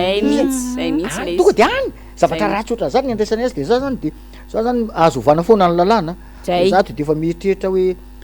am'le législature manaraka anisan'ny priorité angatako zay lany eo fa raha lany député ao moa zany raha mba mirotsaka ka lany io ny atakeko voalohany hoe foany ty fa tena tsy mety ary tena tsy mety io asanareo amin'ny fitantanana tanàna io eran-tany ve mba misy an'izany unité ho an'ny maire zany satria tsy mbola narehita tao anatin'ny enimpolo taona hita daholo mbola tsy narehaka zay lazay ka eo mihitsy zao mikasika an'izay zao satria zao androany zao tsika anao antyfanodinana anty fandarana ty namana lelira faralahy de maharay fitarainana ny amin'ny hoe misy tranon'olo eny ambato finaky eny zany zao a de hoe efa hoe menacena ho arodana lalàna nefa ny milaza zany fa hoe voalohany indrindra aloha alohan'ny androdanana de tsy maintsy mandalo conseil municipal aloha ny fanapahana ahafahana mandrodana entina eo anatrehan'ny conseil municipal avy eo ny maire mamoaka arrêté a de avy eo mivoaka ny sommation 30 jours omena an'le olona ahafahan'le olona miomana eny ambato vonaky iaho teo le zavatra mitranga de za zany te hiteny ihany ao anatin'izay hoe te ampita hafatra manararoatra kely an'izao hoe mieritreritra angamba ny sasany hoe anka satria tsy na mieritreritra le immunité teo de andeha anararoatra fa io a fa efana misy fetrany heritaona sy tapany efa kaiky kely etsy a azo iverenana foana zany rehetrarehetra zany raha pitso raha afakapitso raha ohatra ka misy fandikan-dalàna zay mitranga fa tsy hoe akory hoe zay aloha ny eto de zay tiana iny atao misy am'izay koa mantsy ao anatin'le izy zavatra tiako tsipihana kely miresaka an'izay de ohatran'ny zafady ho raisiko kely mahakasika an'le hoe lasa tsy maty manota zany lay be ny-tanàna sy izay mpanatanteraka eo a nisy tsara ampitaina kely any ty vaovao fohifohy ty mahakasika an'ilay fikambanana mpivarotra maromaro teo amin'ny tsenan'izay maika zay niarany zavatra tsy araky ny tokony ho izy a de miakatra teto ry zareo ny vahiny tato anaty fandarana fa ny zava-misy de voantso tany amin'ny commune tany izy ireo a ary raha nampitainy tompona andraikitra voalohany tany dia norahonana no menacena indray zay ireo hoe mahasamijoro miseho amin'ny télé a milaza n'izany zavatra zany zay mila tena mampalahelo hoe tahaka zany ve fa te ampita zany hoe atraizany fehitran'izany atao hoe tsy maty manoto zany anatin'ny fitantanana ny tanàna fa ho anay mirahavavy manokana aloha de tsy afaky nijanona amin'ny fijoroana raha mbola ho fiarovana ny mponina Antananarivo zay nametraka sy ny vidy anay tam'izao toeran'izao fonteny ihany iny fa tsy araka ny tsiteny azy ary zay indrindra no antsika miditra amin'ny fantaniana manaraka miresantsika eo moa ny commune rehefa aveo miaraka amin'ny vahintsika ihany fa anamarika ny 20 taona zany zao ny antoko tiako Madagasikara za manokana aloha mba hiteny kely hoe tiako be le logo mahafinaritra le logo inona ny afatra na fanetanana avy aminao gona ianao raha teo pikatroka ao anatin'ny antoko tiako Madagasikara ankalaza ny 20 taona ny toko tiako Madagasikara manomboka amin'ny faraparan'ty volana ty satria ny 2 jolay 2024 no napetraka tamin'ny fomba ofisialy teny ministerany atany any fijoroan'ny toko tiako Madagasikara de 20 taona zany izao raha olo zany 20 taona zany de ao anatin'ny fahatanjahany tsara de raha resaka antoko eto Madagasikara de sako ny milaza fa tsisy matanjaka akoatra ny team eto raha antoko ny resahana matanjaka anatin'ny herin'ny tsara izy io de etsona ny rehetrarehetra zany a isika rehetrarehetra efa tao anatin'ny team ka noho ny hoe tsy fahazahoakevitra ka mety sintaka kely na niato kely andao miverina miaraka fa ny miasa miaraka ny fahombiazana hoy izy ny filompitarika ny atoko team zay a de ny filom-panorona Marc Ravalomanana isika raha teo a mila manangana indray ty firenena ty zay tsy lazaiko hoe ninjera ve le firenena sa mijoro fa latsaka tanteraka ao anatin'ny fantrana satria zany hoe vahoaka malagasy raiky amby 20 isanjato zany mahantra de tena latsaka tanteraka le firenena efa mandady zany raha ohatra ka oharina amin'ny zavatra anankiray mila manarina an'izany tsika andraikitra daholo zany amin'ny lafiny ara-politika de miantso isika rehetrarehetra zany ny fankalazana izy io a dia mety atomboka eto Antananarivo de mety aniranao Madagasikara ianareo koa entanina isika rehetrarehetra zay matsapa fa tsy mandeha amin'izy ny fitantanam-pirenena andao hiaraka ny fanaovana politika tsy mety raha ny ivelany antoko politika ary zay fanaovana politika ivelany antoko politika zay a za fa anisan'ny tamin'za cité nitoeriko mihitsy hoe io indépendant nareo anisan'ny manimba fanaovana politika eto Madagasikara de zao moa nolasaina tamiko tam'zany hoe antidémocratie hono zany de zao navaliko an'izy hoe rehefa manao baolina foot ianao anao champion de Madagasikara de tsy maintsy anatina club anankiray de manana licence fa tsy afaka manao na championnat fokontany aza hoe tsy afaka manao championnat fokontany ianao rery io rehefa tsy ao anatina club anankiray ka hitantana firenena ve anao de mandeha singany any ny antoko politika de mametraka ny antoko politika nge manana grande ligne tsy antoko politika tsy manana grande ligne zany ny antoko politika de mazava tsara ny fisinoe hiaka fahefana amin'ny alalan'ny fifidianana fa tsy misy lalàna amin'ny teny mihitsy hoe ny indépendant na ny société civile na ny ONG de hiaka fahefana amin'ny alalan'ny fifidianana tsy misy an'zany zany zany anisan'ny lalàna tokony hodininan'ny concertation nationale daholo zany hoe tokony olo anaty antoko politika no afaka maka fahefana amin'ny alalan'ny fifidianana de za zany miantso tsika ianareo zay tia manaraka politika fa politika daholo tompony fiainana aza mieritreritra hoe izay tsy manao politika fa mila manaraka politika mila manao politika ianao a zay a vo afaka mitondra firenena sy mamany olona firenena de za miantso andao a hiditra ao anatin'ny antoko politika Madagasikara tsika rehetrarehetra zay matsapa mihitsy hoe tena tsy mety ny fitantanan'ity firenena ty aza misalasala fa ny anankiray mariako kely alohan'ny anapahako an'izay a de zao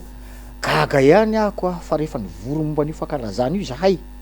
de nandeha sosokevitra tao de hoe tapaka zany fa hoe zaraina anankiroa izy a ho an'ny eto Antananarivo a misy ao an'ny sarababe-mbahoaka zay atao gros beorika mba ahafahan'ny olona mijery zany hoe manahoana io zany de ametrahana hoe nanahoana ny tantara ny antoko politika Madagasikara io manomboka tany amboronika hatram'izao fa nandalo sedra mafy io a tamy rehefa fanonganam-panjakana 2002 reny hatram'izao 2009 reny hatram'izao de hoe mba misy kosa atokana satria tsy maintsy anasa ireo mpitarika antoko politika rehetrarehetra na avy amin'ny fanoerana io na avy any fitondram-panjakana sy zay rehetrarehetra afaka mpiara-mombona antoko amin'ny atoka sy sisa société civile etc ka reny kosa de olona manany aja mambonina any a de mba teo anaty toerana afahana maneo zay aja mambonina atiny olo zay a de nieritriretina hoe saika atao amin'ny Carleton izy io fa nagaga rehefa natsona ny tany amin'ny Carleton tam'zany teneniko mihitsy zany satria zavatra nisy zany de namaliny tao hoe tsy afaka mandray zay satria efa nameny fitondram-panjakana ankehitriny hoe tsy azonareo atao a ny mandray a fivoriana na fitsiketsehana nataon'ny antoko mpanohitra any amin'ny hôtely lehibe eto Antananarivo de gaga mihitsy atopoko a de zay le resako tany voalohany hoe ny olona nanonga-panjakana sy efa nanonga-panjakana mitondra firenena de aza demokrasia tsy manaja lalam-panorenana fa ny tena loza de paranoïaka hozy izy no zay ny teny malaza anazy angamba hoe kanosa tena akanosana be zany hoe fomba hoana ho anareo nandray an'izany fanapa-kevitra zany amin'ny fomba hoana re satria namaly an'izay resaka zay a tamina fampahalalam-baovao anankiray de nandeha tanaty Facebook a ny gouverneur Analamanga hoe fomba hoana hono ny animezany alalana olona efa milaza fanongana anazy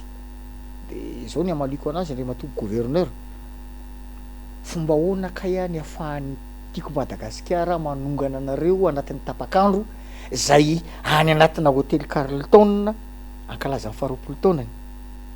mba valio zay raha afaka mamaly nareo to fa de gaga misy amin'ny fomba hoana fa sarotra be ia zay ngamba ny mikasika an'iny mety efa vitanao ny fanetanana sy ny sisa amaraparana ny fandarana antsika tsy maintsy resantsika kely any rehefa andresana teo ilay raharaha izay miandrana sy namana lilira faralago na amin'ny 28 juin zao avy zao a am'ty mantsy ny fandaharana farany alohan'io ohatra antsika nio fitoriana io fiakarana eo ambony audience io moa zany fitsarana mihitsy moa zany namana lilira faralaha resako angamba ny aloha le makasika anako mitokana satria anankiroa ny ray mandeha amin'io a mpahafantaritsika ny mpanaraka ny fandaharana eo le fitoriana ny tenako tamin'ilay lazaina fa hoe namory olo tsy nazahoana lalana ka ny samborina tery akoron-drano a de faharoa ilay makasika anay sy ny namana lilira faralaha ary ireo mpanolotsaina 10 rahalaha hafa izay nolazaina indray fa hoe nanala-baraka tamin'ny Facebook sy ny tabajotra tamin'ny fahitalavitra sy ny tabajotra tserasera isan'izany moa zany teto anaty fandarana sahila zao le makasika anako angamba aloha resahako kely fotsiny namana lilira faralaha hoe ino moa zany dia efa indroa zao ny emitra le izy gona tokony nalefa tamin'ny 3 mai le izy a dia nahemotra 24 mai a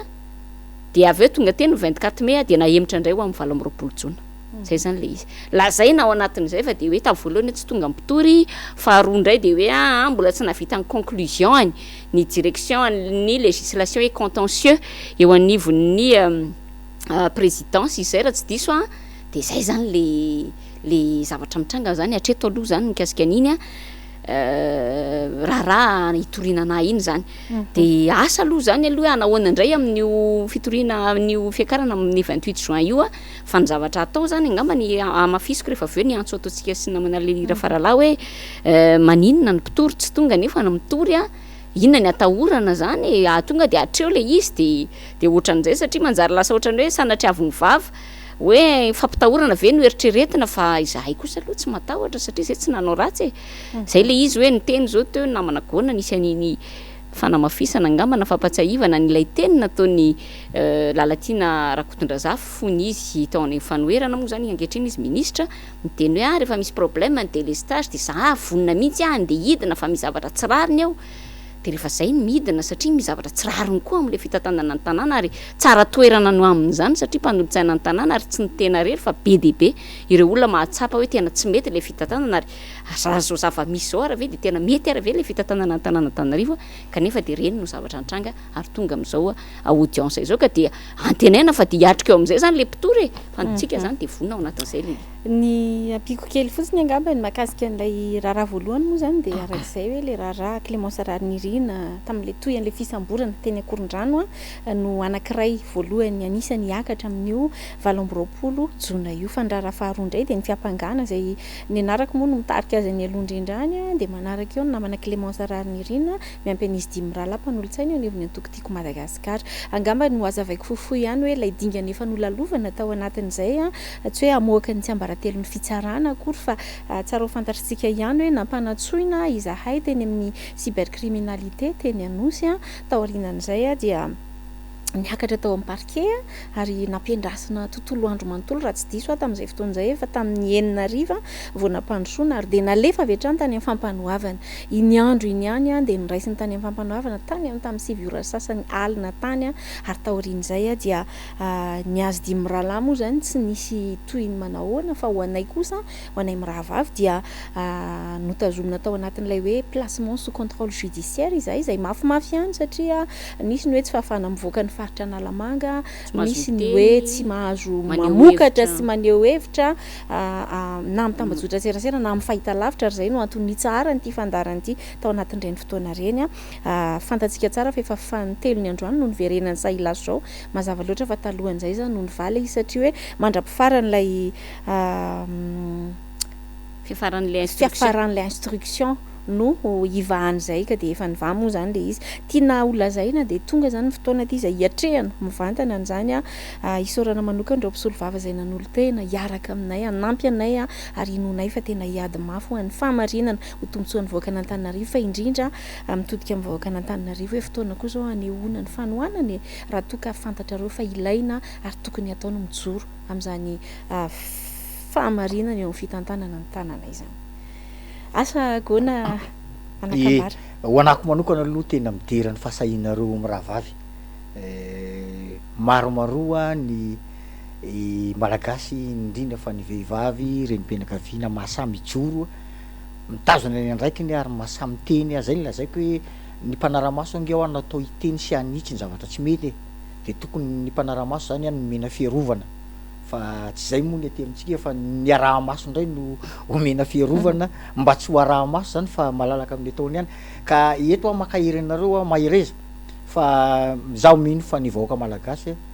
amin'ny akapobeny dia efa ao an-damosinareo ary anosina anareo amin'ny fotoana io ary tsokony rehetrarehetra eto Antananarivo mba hanokana fotoana zany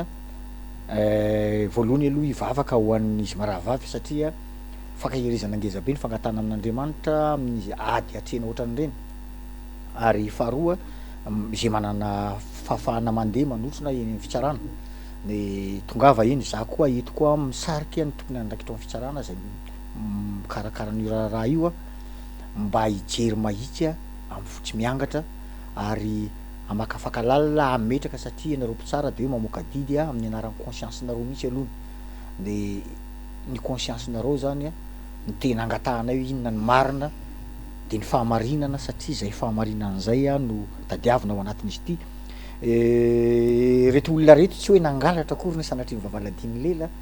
fa milazany zavatra tsy mety sy tsy fatantanan-draharaha ao anatin'ny commune renivohitra Antananarivo kanefa de any amin'ny fitsarana nefa rany ka zay rehetra milazany tsy mety amin'ny fitantanana ny fireneny ity zany de ho alefa any amin'ny fitsarana daholy a de nareo amin'ny fitsarana nge zany no tompony andraikitra farany raha ohatran'io zany zavatra mito de ianareo any amin'ny fitsarana zany tompony andraikitra farany amin'ny fanavotana nyty fireneny ity satria rehefa torina any aminareo any amin'ny fitsarana ny olona milaza ny fahamarina sy ny tsy fitezana raha ka amenareo fahafahana madio de mino a fa saiteny amin'izay ary itsangana daholy a zay mahita ny tsy fitezana amin'ity fireneny ity zay mihitsy ary rehefa zay no misy de androso ny firenena satria tsy misy firenena azo ampandrosoana ao anatin'ny tsy fahamarinana ao anatin'ny état de non droit ao anatin'ny kolokolo sy ny alatra ary ao anatin'ny insécurité tsisy firenena azonao ampandrosoana anatin'izany mihitsy fa farafaratsiny mba misy ny état de droit farafaratsiny a mba misy ny fahamarinana ny fahamarinana izy tsika fisaka ny rariny sy ny marina ary sarotra dadiavina fa rehefa mba hitantaratry hoe zany kosa ny marina ary zay marina zay a no avoaka ny fitsarana de mino afa mandroso Madagasikara ka apetraka eo pela taminareo fitsarana zany fa manana didingeza be zany ianareo amin'ny fitsarana amoaka ny marina ary iaro ny marina zay hiteraka fahasahina sy fampandrosoana nyity fireneny ity fa raha ohatra ka ho atelinareo ny marina voninareo ny marina amin'ny alalan'ny didy avoakanareo a de tena miala tsy miala fondro a fa any aminareo zany mibaolina ho izy ny mpilalao baolina zay de ary anoizako an'izay moa zany de hoe hatram'izay moa zany itsika namana lilira faralato anatin'ireny processus rehetrarehetra reny de itsika zany nampafantatra foana ny vahoaka an'Antananarivo ary marina tokoa ny voalazany kona teo hoe tena fanetanana ny mponina ho avy anatrika satria raha tonga eny amin'ny fitsarana ny mpanolotsaina ny tanàna lilira faralasy Clémence Rarnirina de noho ny fiarovana ny mponina Antananarivo noho ny fiarovana ny vahoaka an'Antananarivo manoloana ny reny raharaha maro samihafa teo amin'ny commune zay hatram'izao a mbola imenomenomana ireo mpivarotra ary mahatonga zareo manao fitokonana etsero am'izao fotoana zao ary tiako moa zany tiako fanamariana farany ko hoe hatram'izay rehefa miakatra teo amin'ny teo anatrehan'ny fitsarana dia zavatra mitranga ary hita tsy tonga foana amin'ny mpitory ka amin'ity kosa zany de tena miandry ny mpitory amin'ty raharaha makasika ny tsamborana teny Korondrano ity ary indrindrindrindra miandry Andramatola Latiana Ravolomanana sy Ibalita mpanolotsaina tanàna alao hita ny vahoaka an'Antananarivo reo izahay mpanolotsaina miaro azy ary eto le mpanolotsaina mitory an'le mpiaro ny mponina Antananarivo ao anatin'izay de alao hita ny vahoaka eo ary manasa mihitsy ny vahoaka hanatrika an'izany mba io moa tsairovaka ny tompokila maître Olala hoe raha tokony ho izy rehefa raha mafana de tokony atao direct sy ny sisa fa asaina mihitsy ny vahoaka anatrika an'izany hijery an'izany hoe manahoana sy manahoana ny fisotra an'izany raha raha-pitsarana izany namana lilira farala ya ngasitrantsika be dehibe raha ndriama amin'izafiny asy a fantatra kokoa amin'ny hoe gona no akaiky kokoa nanaiky ny vahiny teto izy moa de pikatroka eo anivony antokotiko Madagasikara ary amin'ny maha olo-tsotra azy no nivahiny anany teto a isaorana be dehibe no angamba tsy any meteny farantsony a satria fa lasa de lasa ny fotoana feny de feny ihany koa ny avatra ialana tsiny somary lava fa tsy azo nolalovana fotsiny ny resaka raharam-pitsarana farany teo iny dia hatreo ihany koa nanakatonanay amin'ny rahavavy ny fandarana amin'ity alina ity a aza misalasala miantso anay ho an'izay manana etaeta iny atao anaty fandaharana de azo ataony miantso mivantana any amin'ny rahavavy amin'ny laharana finday zay efa aseho antsika eo amin'ny écran eo mametraka ny mandra-piona ho amin'ny manaraka indray ary tomboko lasy tomboko vavy veloma tompoko